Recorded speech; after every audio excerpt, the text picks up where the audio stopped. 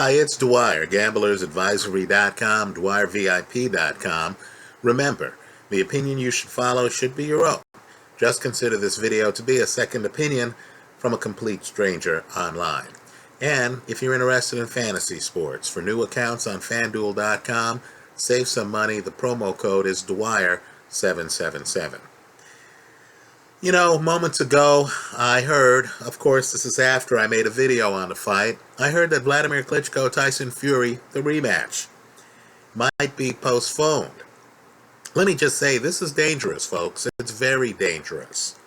Because understand, you have other belts out there.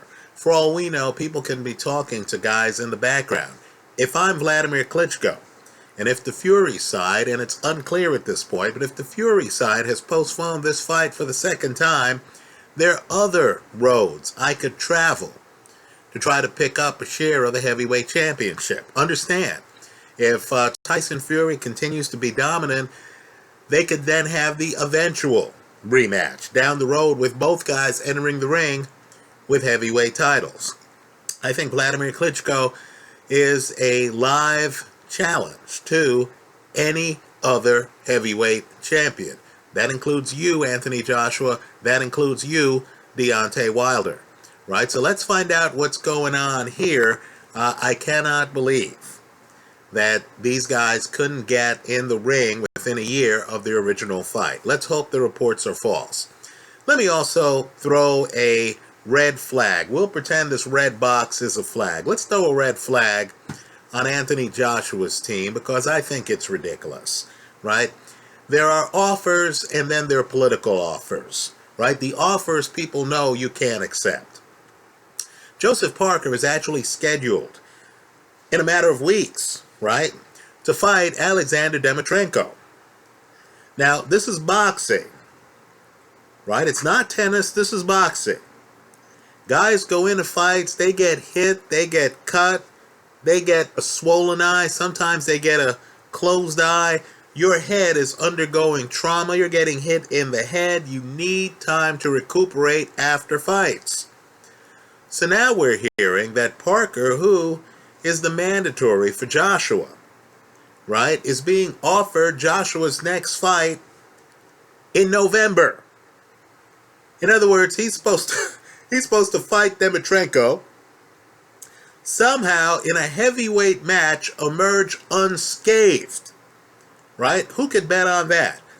He's supposed to emerge unscathed, and then with no time off, he's supposed to then start to prepare to fight Joshua in the United Kingdom the following month, right? He fights Demetrenko in October, then he's supposed to turn around and fight Joshua in November.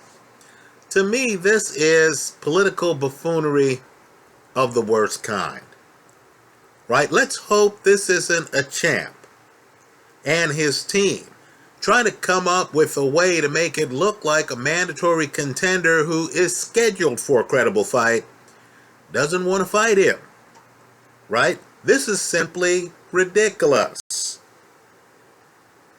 Why did the Joshua people wait until the 23rd of September to hatch this on us, right? It's ridiculous. Let me also say, too, you've had some great smack talk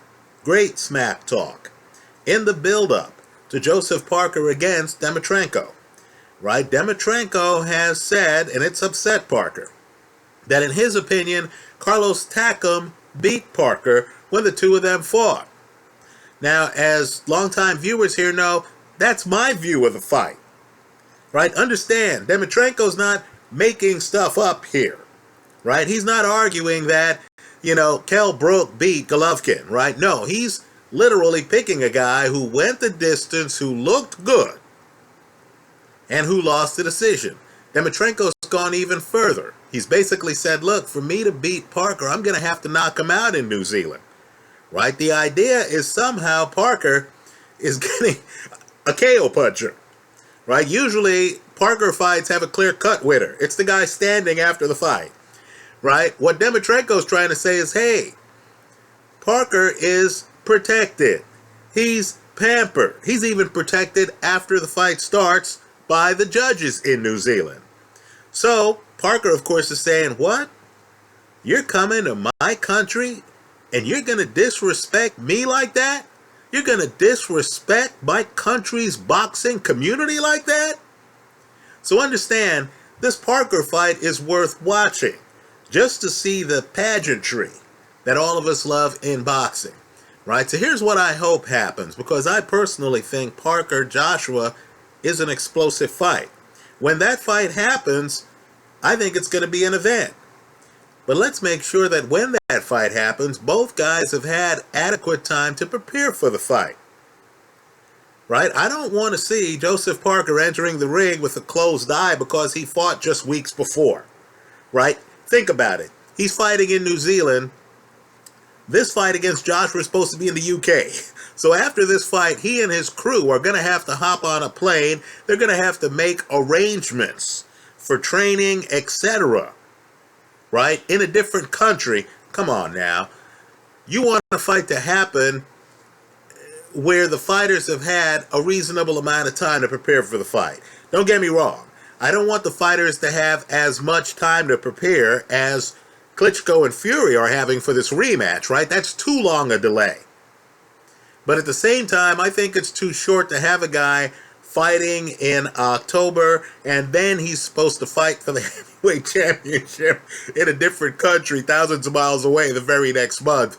To me, that's a bit ridiculous. Let me close by saying this. Kubrat Pulev apparently has been offered the fight against Anthony Joshua as well. Supposedly, Kubrat has priced himself out of the fight. Let me say this. Kubrat, you're kidding yourself. Nothing's more valuable, in my opinion, in the sport of boxing than a share of the heavyweight title. Right? You don't get paid for this fight. You always get paid for the next fight. If they're offering you anything with 7 figures on it, take the fight. How many times are you going to have an opportunity to fight for the heavyweight championship against a champion this green? Right? What's Joshua's big fight? Brazil? Right? I mean, come on. Give me a break. Kubrat Pulev, when he challenged for the heavyweight title before, was going up against Vladimir Klitschko, a multi-year champion who had fought multiple mandatory contenders. Right here, I see a guy who's fought Dylan White. I see a guy who's fought Dominic Breazeale. Right? He's a young guy. Pulev needs to tuck his ego away, and he needs to realize, look, if I pull this off, right, he has one of the absolute best jabs in boxing. Right? If I'm Kubrat Pulev, I show up, I fight Anthony Joshua, right? I force him to move. Isn't that part of the Joshua game we don't know much about? Right? Joshua's never really been forced to move in a fight. I force Joshua to move. And quite frankly, I go after the heavyweight title. I think that Pulev is blowing the opportunity if he doesn't realize that, you know, the real road to riches is what happens after you win the title. Keep in mind, too, Joshua's unbeaten. Right? If you're the guy who pops his cherry, if you're the guy who gives him his first loss, right, that would be a selling point for you for several years. Also, let's think it through, too. Kubrat Pulev has gone the distance in several fights. He's beaten guys like Alexander Ustinov by stoppage, by the way. He's beaten credible opponents in other fights, right? How many times has Joshua gone 12 rounds?